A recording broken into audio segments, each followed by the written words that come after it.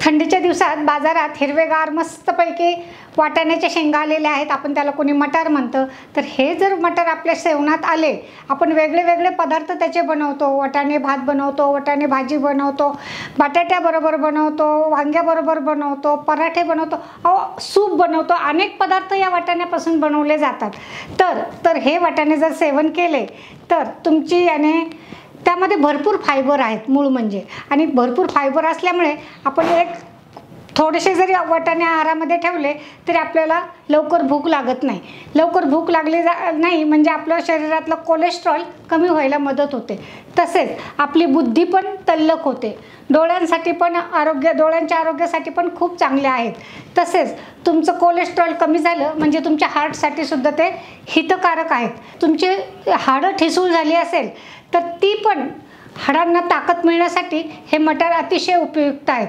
तुमची चेहऱ्याची skin, हातापायांची skin loose पडली असेल तर त्या सुरकुत्या कमी होण्याचं काम हे वाटाणा मात्र नक्कीच करतो. तर असे गुणकारी वाटाणे तुम्ही आहारात नक्कीच ठेवायला पाहिजे. या गुणकारी वाटाण्याच्या आज आपण प्रतिभा फिरोदिया किचनमध्ये एक मस्तपैकी चविष्ट असा पराठा बनवणार आहोत. तर चला पराठा कसा बनवायचा ते पाहूया. हे पराठे बनवण्यासाठी मी नेहमी जी भाजीची वाटी दाखवते ते साधारण आहे 3 वाट्या मी गव्हाचं पीठ घेतलेलं आहे आणि एक अर्धी ते पाऊण वाटी आपल्याला बेसन पीठ घ्यायचं आहे. तर आपण आता हे बेसन पीठ आणि गव्हाचं पीठ एकत्र करून घेऊया. मी 1 चमचा ओवा घेतलेला आहे आणि तो असा हातावर चुरडून यामध्ये टाकत आहे. अर्धा चमचा जिरे हातावर चुरडून घेत आहे. माझ्याकडे बडीशेप बारीक केलेली आहे, ती पण मी थोडीशी यामध्ये घेत आहे. मध्ये मध्ये छान लागते, तुम्हाला हवं तर टाका, हे ऐच्छिक आहे. अर्धा चमचा मी बडीशेप घेतलेली आहे. यामध्ये मी 1 चमचा कसुरी मेथी टाकत आहे. कसुरी मेथी घातल्याने पराठ्यांना एक छान चव येते. अर्धा चमचा कलौंजी घेतलेला आहे. हे एक प्रकारचं औषधी उपयोगी बी आहे. हे कांद्याचं बी नाही आहे. माझ्याकडे मी लोणच्यासाठी हे बी वापरत असते आणि असे पराठे वगैरे करताना पण वापरत असते. सैंधव मीठ घेत आहे. सैंधव मिठाने पण एक पराठ्याला छान टेस्ट येते. तर तो अर्धा चमचा मी घेतलेला आहे. चवीनुसार अर्धा ते पाऊण चमचा मीठ घ्यायचं आहे. मीठ कमी जास्त खारट कसं असतं त्या पद्धतीने तुम्ही ते घ्यायचं आहे. आता हे मसाले आपण सर्व पिठामध्ये मिक्स करून घेऊया. अर्धा चमचा हळद पावडर घेतलेली आहे. धना जिरा पावडर अर्धा चमचा घेतलेला आहे. अर्धा चमचा लाल तिखट घेतलेला आहे. आता हे पण आपण असं व्यवस्थित मिक्स करून घेऊया. मी साधारण 1 टेबलस्पून शुद्ध तूप यामध्ये घेत आहे. तुम्ही तेल घेतलं तरी पण चालेल. आता हे सर्व परत व्यवस्थित मिक्स करून घ्यायचं. या पद्धतीने अशा हाताने गोळा पीठ केलं म्हणजे ते सगळा मसाला आणि तूप व्यवस्थित सगळ्या पिठाला लागतं. मी जे या पद्धतीने पराठे बनवते ते खायला अतिशय चवदार होतात. म्हणून तुम्ही नक्की माझ्या या पद्धतीनेच पराठे बनवायचा प्रयत्न करा. आता पराठ्याची छानपैकी चव वाढवण्यासाठी मी माझ्याकडे इथे आंबट दही आहे. फार आंबट पण नाही, फार फिक्कं पण नाही आहे. तर साधारण हे अर्धा चमचा म्हणजे तुम्ही पाव वाटी किंवा अर्धा वाटी जरी दही घातलं तरी पण चालेल. आता हे मी सर्व मिश्रण व्यवस्थित मिक्स करून घेतलेलं आहे आणि थोडं थोडं मी पाणी घालून हे पीठ पोळ्यासारखं मळून घेणार आहे. आता काय होतं, बऱ्याच वेळा महिलांची इथेच फसगस होते. खूप पाणी पडलं की मग ते पीठ खूप पातळ होतं. हे पहा, आता असं एवढं जर गोळा झालं की परत थोडं पाणी टाकून आपल्याला हे पीठ व्यवस्थित परत मळून घ्यायचं आहे. नंतर हे असं गोळा करून करून आपल्याला पीठ मळून घ्यायचं आहे. आपल्याला फार घट्ट पीठ बनवायचं नाही आहे, थोडंसं मऊ झालं पाहिजे. आता थोडं किंचित मला पाण्याची गरज वाटते. अगदी थोडंसं मी थोडंसंच पाणी घेणार आहे. पीठ मळून झालेलं आहे. वरून आपण एक थोडंसं तेल लावून एक 10-15 मिनटं भिजून देणार आहोत. आता मी नेहमी भाजीची वाटी दाखवते त्या 2 वाट्या गच्च भरून मी हिरवे वाटाणे घेतलेत. आता हे हिरवे वाटाणे आता भरपूर आलेले आहेत मटार बाजारामध्ये. तुम्ही घेताना ते थोडेसे खाऊन पाहिजे. गुळमट चवीचे असले तर ते वाटाणे आणायचे. काही वेळेस ते वाटाण्यांना काहीच चव नसते आणि मग त्याचा पदार्थ चांगला होत नाही. त्यामध्ये काही वाटाणे खराब पण निघू शकतात. शिवाय तुम्ही जेव्हा वाटाणे घरी घेऊन येता तेव्हा ते सोलून लगेच ठेवा. काय होतं, त्या शेंगा ओल्या असतात ना, मग त्या सडल्यासारख्या होतात आणि मग आपल्या त्या शेंगेला हातसुद्धा लावू वाटत नाही. म्हणून आणलं की एकदा याचे असे वाटाणे काढून ठेवले फ्रीजमध्ये स्टोअर करून तर तुमचे वाटाणे चांगले राहू शकतात. हे वाटाणे एका पाण्याने मी धुवून घेणार आहे. भाजीचा मीडियम चमच्यामध्ये तेल घेतलेलं आहे आपल्याला याला जास्त तेल घ्यायचं नाही आहे. हे पीठ मला थोडंसं घट्ट वाटतंय, कारण कसं होतं पराठे बनवताना ते फुटण्याची शक्यता असते. थोडंसं हे पीठ मी अजून ढिल्लं करून घेत आहे. तेल तापलेलं आहे. अर्धा चमचा मी जिरे घेतलेले आहेत. पाव चमचा हिंग घातलेला आहे. हे पाणी निथळून हे वाटाणे यामध्ये टाकायचे आहेत. हे ध्यानात ठेवायचं की आपल्याला फोडणी बिलकुल जळू द्यायची नाही आहे. खमंग फोडणीच आपली बसली पाहिजे. वाटाणे मी 2 मिनिट परतलेले आहेत. यामध्ये आपण थोडंसं चवीनुसार मीठ टाकायचं आहे. साधं मीठ घातलेलं आहे. अर्धा चमचा हळद पावडर घेतली आहे. अर्धा चमचा तिखट घेतलेला आहे. गरम मसाला मी अर्धा चमचा घेतलेला आहे. धना जिरा पावडर मी 1 चमचा घेतलेली आहे. आपल्याला यामध्ये शिजायला आत्ता तरी पाणी घालायचं नाही आहे. त्याला असंच शिजू द्यायचं आपल्याला वाफेवरच. इथे मी 2 हिरव्या मिरच्या घेतल्या आहेत. ह्या मीडियम तिखट आहेत. आता तुम्हाला किती तिखट हवं आहे त्यानुसार तुम्ही मिरच्या घ्यायच्यात. याचे मी तुकडे करून घेत आहे. हे मी एवढं आलं जरा ठेचून घेतलेलं आहे, म्हणजे पटकन बारीक होतं. थोडंच लसूण घालायचं आहे. खूप प्रमाणात लसूण भसाभस घातला तर त्या पदार्थाची चव अजिबात चांगली लागत नाही आहे. त्यासोबत मी हा कढीपत्ता आहे माझ्याकडे ताजा, माझा कुंडीत लावलेला आहे.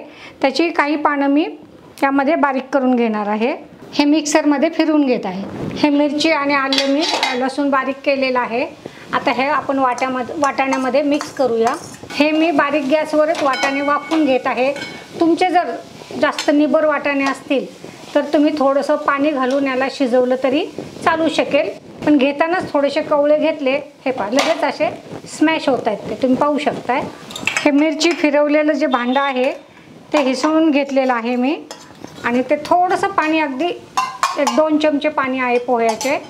आता ते यामध्ये टाकून हे सगळं बॅटर व्यवस्थित शिजून घेऊ. चवीला थोडंसं लिंबू पिळणार आहे. तुमच्याकडे लिंबू नसेल, तुम्ही थोडंसं चमचाभर आंबट दही घातलं तरी पण हे मस्त तयार होतं बॅटर. लिंबाच्या बिया काढून मगच मी लिंबू पिळलेलं आहे. थोडंसं बेसन पीठ असं भरून टाकू शकता. नाही टाकलं तरी चालतंय. टाकलं तरी पण त्याला एक बाइंडिंग येतं छान आणि टेस्ट पण छान लागते. आता हे तुमच्या आवडीवर अवलंबून आहे. आणि जर तुमचं थोडंसं बॅटर पातळ झालं तर तुम्हाला ते घट्ट करण्यासाठी पण हे बेसन पीठ टाकल्याचा उपयोग होतो. माझ्याकडे कोथिंबीर आहे. मी ती पाण्यात स्वच्छ धुवून घेणार आहे. ती चिमूटभर मीठ टाकून धुवून घेते, म्हणजे त्याच्यावर बारीक जीव जंतू धूळ वगैरे असेल तर ती निघून जाते. कोथिंबीर बारीक चिरून घेऊया. कोथिंबीर आपण या वाटाण्यामध्ये मिक्स करून घेऊया. आता हे आपण असे वाटाणे शिजले का पाहिजे, आपल्या हाताने होत आहेत का स्मॅश, नसेल होत तर त्याला परत थोडासा पाण्याचा शिपका देऊन तुम्ही त्याला वाफ आणू शकता. हे पहा, पाण्याचा शिपका कसा द्यायचा आहे, असा द्यायचा. झाकण ठेवून द्यायचं. आपला वाटाणा आता बऱ्यापैकी शिजलेला आहे. आता तुमच्याकडे जर स्मॅशर असेल तर स्मॅशरनी बारीक करा. मी आपली नेहमी रवीने बारीक करते, किंवा एखादा ग्लास घेऊन तुम्ही ग्लासनी सुद्धा याला असं स्मॅश करून घेऊ शकता. खालनं मी थोडंसं रवीला तेल लावलेलं आहे. तुम्ही पाहू शकताय, पहा स्मॅश होत आहेत आपले वाटाणे. मस्तपैकी भाजीचा अतिशय छान वास सुटलेला आहे. आपले पराठे सुद्धा फार खमंग होणार आहेत. हे तयार झालं की आपल्याकडे जर धने तुमच्याकडे असतील तर तुम्ही थोडेसे चुरडून किंवा खलबत्त्यामध्ये कुटून अगदी थोडे टाकायचे आहेत, म्हणजे मस्त लागतात छान. माझ्याकडे बारीक केलेली बडीशेप आहे, ती पण या बॅटरमध्ये मी थोडीशी घेत आहे. आणि हे धने पण घेत आहे. आता हे सगळं आपण वाटाणे व्यवस्थितपैकी स्मॅश करून घेऊया. आता तुम्हाला यामध्ये स्मॅश करता आले तुम्ही स्मॅश करा, नाहीतर हे पहा मी मिक्सरमध्ये अगदी 2दाच फिरवले तर हे कसं होतं, अख्खे वाटाणे राहत नाही. अख्खे वाटाणे राहिले तर ते पिठातनं बाहेर येण्याची शक्यता असते. म्हणून तुम्ही अशा पद्धतीने जर ह्या पराठ्याचा बॅटर तयार करून घेतला तरीही चालेल. हे बॅटर मिक्सरमध्ये फिरवताना थोडं बॅटर बारीक केलं म्हणजे आपल्याला हवं तसं ते बॅटर मिळू शकतं. हे अशा पद्धतीने आपल्याला साधारण लिंबा एवढे गोळे बनवून घ्यायचे आहेत. पीठ घट्टच होतं. मी थोडंसं अजून पाणी टाकून आपण पोळ्या बनवतो तसं पीठ बनवलेलं आहे. आणि आता तुम्हाला महत्त्वाचं म्हणजे तुम्ही हे पीठ जितकं मळून घेताल तेवढं त्याचा तुमचा पराठा अतिशय छान होईल. इथे तुम्हाला मेहनत घ्यायची थोडीशी तुमचा पराठा चांगला होण्यासाठी. आता इथे आपले जे 2 वाट्याचं बॅटर दाखवलं होतं त्यामध्ये 8 गोळे आपले तयार झालेत, म्हणजे आपले 8 पराठे तयार होतील. आता मी हे पीठ आहे ते पराठ्याला वापरणार आहे. मी थोडंसं पीठ जास्त घेतलं होतं कारण मला आता वेगळ्या पोळ्या करायच्या नव्हत्या. मग ह्या पिठाच्या मी साधे पराठे बनवणार आहे, म्हणून मी पीठ थोडं जास्त घेतलं. आता तुम्हाला एवढ्या पराठ्यासाठी 2 ते 2.5 वाट्या पीठ घेतलं तरी भरपूर होतं, आणि पीठ राहिलं तर तुम्ही साधे पराठे पण बनवू शकता, जे चहा बरोबर किंवा चटणी बरोबर खायला किंवा दही बरोबर खायला खूप छान लागतं. आता आपण पराठा बनवून घेणार आहोत. मी लिंबापेक्षा थोडासा हा पिठाचा गोळा घेतलेला आहे, आणि तुम्ही असं हाताने त्याची एक वाटी बनवून घ्यायची आहे. गरज पडत असेल तर बोटांना तेल लावून घेतलं तरी चालू शकतं. आणि मग एक असा हा गोळा आपण यामध्ये घ्यायचा आहे, आणि हे चारी बाजूने असं मोदकसारखं तोंड बंद करून घ्यायचं आहे, आणि हाताने असा हा थोडासा अगोदर आपण प्रेस करून घ्यायचा आहे. कडेकडेने दाबत गेलं म्हणजे तो पराठा थोडासा मोठा होतो. आता आपल्याला अगदी थोडंसं गव्हाचं पीठ दोन्ही बाजूनी लावून घ्यायचं आहे,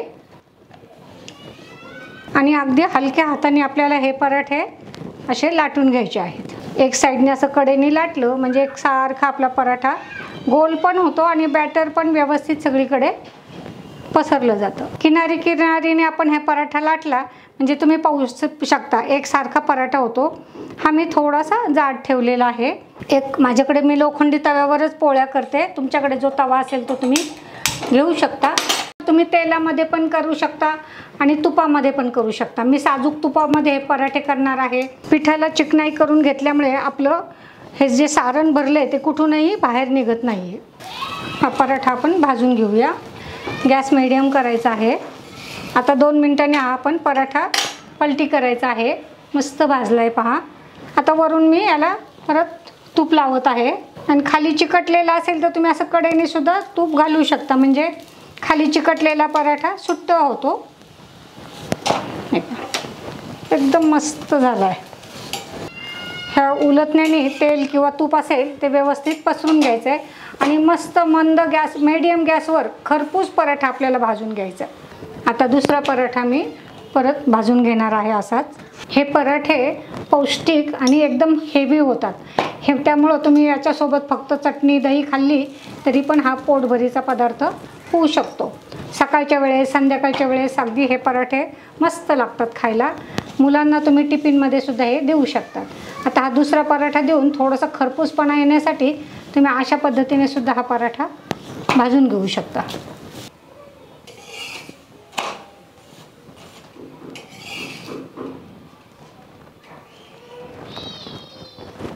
अशा प्रकारे आपले मस्त आणि चविष्ट आणि पौष्टिक असे मटरचे पराठे तयार झालेले आहेत.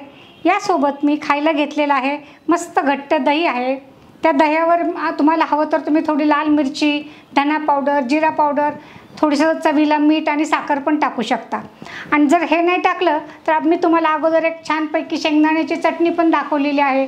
त्या दोन्ही चटणीपैकी एक चटणी जरी तुम्ही त्याच्यावर टाकली तरी ते पण खायला पराठ्याबरोबर अतिशय छान लागतं. शिवाय मी अशी सुट्टी शेंगदाणा चटणी पण घेतलेली आहे, गूळ पण घेतलेला आहे, शिवाय लिंबाची मस्त चटकदार फोड पण घेतलेली आहे. शिवाय तुम्हाला आवडत असेल तर तुम्ही मस्तपैकी लोण्याच्या गोळ्याबरोबर पण हा पराठा खाऊ शकता.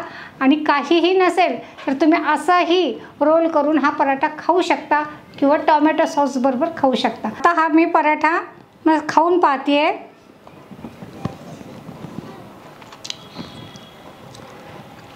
मस्त टेस्टला झालेला आहे. तुम्ही पण हा पराठा नक्की बनवा.